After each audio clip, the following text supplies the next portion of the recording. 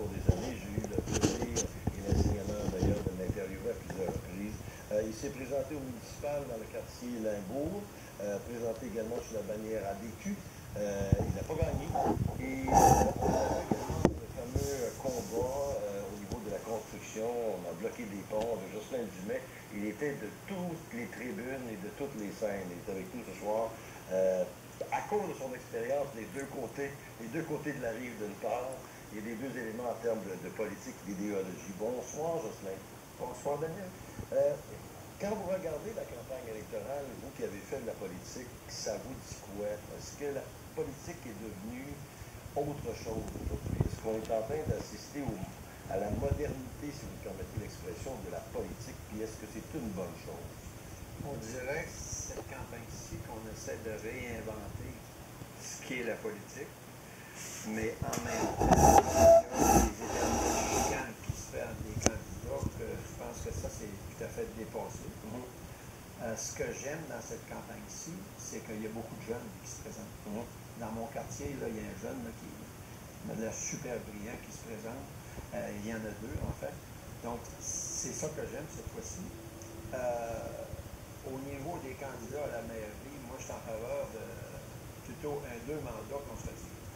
Parce que, Pas plus que deux mandats, d'après toi. pas plus que deux mandats, parce que à durer trop longtemps, on finit qu'on ne produit plus. Puis moi, si on regarde l'évolution de notre maire actuel, en premier, il est arrivé, il était timide, il avançait, il apprenait les dossiers, il a fait une bonne job auprès de la population. Ils sont au deuxième, on voyait qu'il était plus en possession de ses besoins. Mais là, ce que je crains, c'est qu'en un troisième mandat, on va avoir un dictateur. OK, mais quand on regarde, on dit, comme M. Bureau l'a souligné, je veux poursuivre le travail déjà avancé. C'est pas une évidence. Parce que tu arrives dans un premier mandat, tu t'installes, dans le cas de M. Bureau, la partie orateur, c'est pas sa force au lycée. C'est un gars qui est gêné, et c'est un gars de terrain. Il travaille excessivement fort, on le voit, serre des mains, rencontre des gens, petites, moyennes associations. Il est sorti quasiment tous les week-ends accompagné de sa conjointe. Il n'y a pas vraiment de vie de famille. Et c'est peut-être qu'est-ce que les gens préfèrent, puisqu'on l'a élu à deux reprises. On va dire que la première fois, c'était un vote contre Yves Charles. La deuxième fois, c'est parce qu'il y avait beaucoup de candidats. Maintenant, qu'est-ce qui risque de se produire? Soit que les gens n'acceptent pas du tout la question des partis politiques, parce que le parti politique, finalement, présentement, ce qu'on voit, c'est un chef. On ne voit pas de candidat. Donc, ça peut être un point négatif, à mon avis. Au troisième candidat, M. Lemay, je pense que c'est un type qui démissionne de son emploi pour se lancer à la course à la mairie. Je pense que je dois lui lever mon chapeau à ce niveau-là. Maintenant, est-ce que ça va diviser le vote pour favoriser l'élection de M. Bureau? C'est une possibilité. Mais je pense que ça apporte une fraîcheur dans le débat. C'est ça que je vois dans M. Lemay. Vous venez d'une autre région, hein, Jocelyn, vous êtes natif de Lac-Saint-Jean. Du Lac-Saint-Jean, et puis vous êtes arrivé ici. Moi, je trouve toujours que c'est une richesse que de voir des gens qui arrivent de l'extérieur et qui s'installent dans la région, parce que pour la majorité de ces gens-là, ils développent, ils sont habitués à être entrepreneurs et à développer des choses. À ce point-là, c'est une richesse. Lorsque vous êtes arrivé ici, puis je vous demande objectivement d'avoir un regard sur cette quatrième grande ville-là en importance au Québec, continuellement on rappelle que c'est la quatrième ville, depuis que vous vous intéressez à la chose publique, et aujourd'hui en 2013, est-ce que vous avez vu de l'évolution ou de la régression? Ou on est stable, on ne bouge pas? On est stable. On ne bouge pas. On bouge pas. Alors on fait du surplace. Oui. Lorsque je suis arrivé ici dans la région en 82, j'arrivais du sud de l'Ontario, d'une ville frontalière, Windsor. Tout comme ici, c'est une ville frontalière. Avec Ottawa. Oui.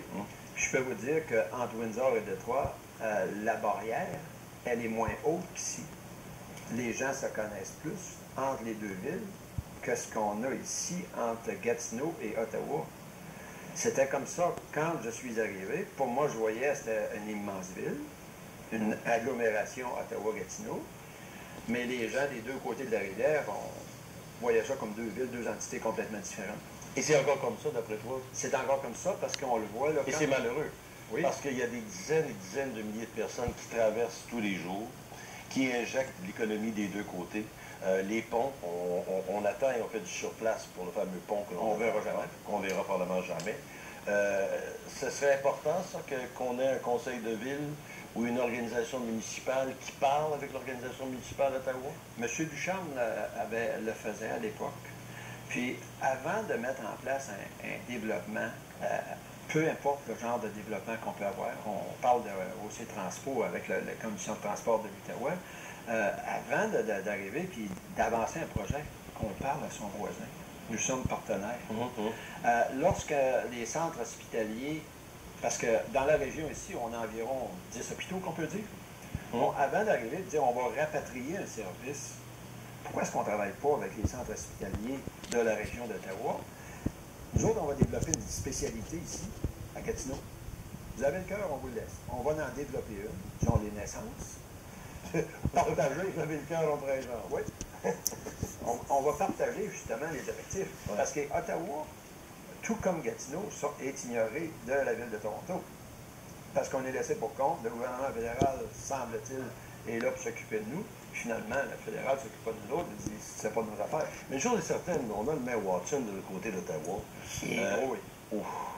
Il faut se préparer. Là, parce qu'il y a les fêtes du 150e du Canada qui s'en viennent. Et selon l'expression connue, la sacoche, elle est très, très ouverte. Oui. Alors, si nous, on se contente des miettes, puis on arrive en dernier, alors ce sont des nuitées d'hôtels qu'on va perdre, c'est l'économie qui va s'en sentir, et tout va être rapatrié du côté d'Ottawa. Je trouve ça étonnant qu'on ne regarde pas ça et qu'on ne voit pas ça, des choses comme ça arriver. Ici, j'ai l'impression qu'on se contente de ce qu'on a. Comme vous dites, là, on ramasse les miettes, puis ça va bien. On a vu dernièrement Jim Watson qui voulait construire un casino dans le centre-ville. Oui. Lui, le casino de Gatineau, là, il dit, je m'en fous, j'en veux un chez nous. Je veux rapporter mon argent.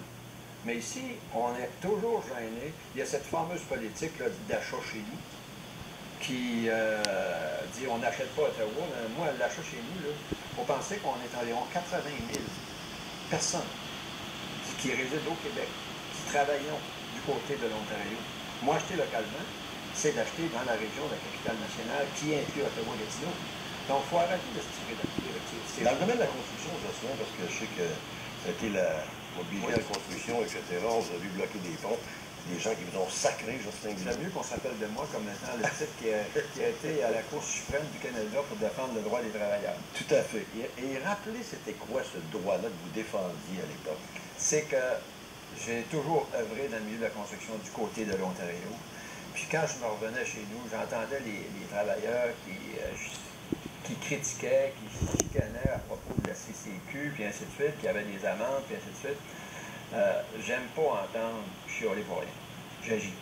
Donc, un bon matin, j'ai décidé d'agir. J'ai dit, OK, je vais défendre les travailleurs. Pour mieux les défendre, j'avais commencé à passer des articles dans les journaux qui attiraient l'attention. Puis, entre autres, il y a une journaliste de Toronto qui avait parlé du système du Québec qui empêchait les Ontariens de travailler au Québec, Mme Darian Francis. Puis vous travaillez en Ontario? Oui.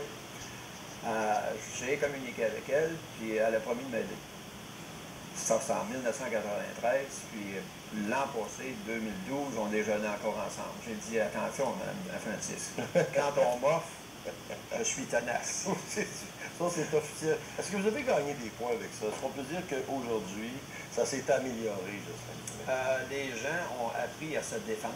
Parce qu'à l'époque, si vous vous en souvenez, dans les années 90, on entendait des histoires abracadabrantes, des gens se cacher dans les poubelles, se sauver, sauter en bas des bâtiments parce qu'ils craignaient les inspecteurs de la Commission de la construction du Québec.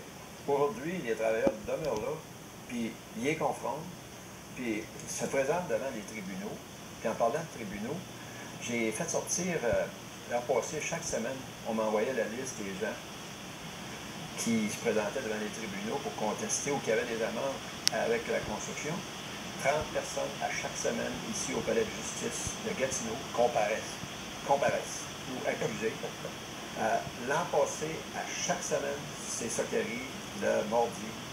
il y a 30 personnes ou entreprises qui ont des condamnations ou des avis d'infraction. Parce qu'ils ont fait travailler des gens de notre province. Exactement.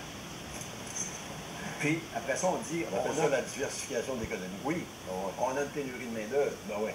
Il faut encourager les gens, les minorités à travailler. Mais là, on s'aperçoit que ce n'est pas seulement un élément politique. Là. Je pense qu'on a pu le voir au niveau des syndicats avec la commission Charbonneau, les entrepreneurs et les ingénieurs. Tout le monde était un peu dans la même soupe. Oui. Est-ce que vous le saviez, ça, à l'époque, qu'il y en avait de la coquinage comme ça? J'ai rien appris de nouveau. Vous le saviez, tout le monde le savait. Puis là, entre autres, Ils étaient tous cachés dans les poubelles. Oui, Jocelyn Dupuis qui m'a accusé à un certain moment donné de défendre les travailleurs au noir. Ouais. Il dit avec un nom comme ça, Jocelyn, un si beau nom, qui défend les travailleurs au noir. Aujourd'hui, il y a des accusations criminelles contre lui. Ça en prend un pour en reconnaître un. J'ai aucun regret d'avoir défendu ces travailleurs-là. Si c'était à recommencer aujourd'hui, je le ferais. Est-ce que vous avez décidé de vous retirer de tout ça, Jocelyn, parce que vous en aviez soupé? C'est l'expression québécoise que l'on connaît. Sortir dans la rue, donner votre opinion aux émissions de ligne ouverte, participer aux élections, être un joueur actif. Est-ce que ce sont les cheveux gris qui vous ont... Non, Non, parce que j'aime toujours être actif, de m'engager dans des choses. L'occasion ne se présente pas là, mais c'est parce qu'à un moment donné, il faut savoir dire OK, là, t'as tiré sur la corde, là, laisse la place aux autres. Ça, c'est bien important. que vous avez décidé de faire. Il y a des jeunes qui sont là avec les idées qui sont meilleures. Donc, il faut aider. Ils ont besoin de votre expérience, par exemple, pour les guider. Ça, je suis toujours disponible. Ça s'appelle, ça, je veux dire, la cogénération, quelque part. Exactement. Pour les plus jeunes qui nous regardent ce soir, allez taper Google, tapez Jocelyn Dumais, et vous allez prendre connaissance de sa grande histoire, et surtout de ses convictions, parce que c'est un gars passionné, que j'ai toujours beaucoup aimé. Jocelyn Dumais, merci d'avoir accepté notre invitation. Merci, M. Séguin. Exercez votre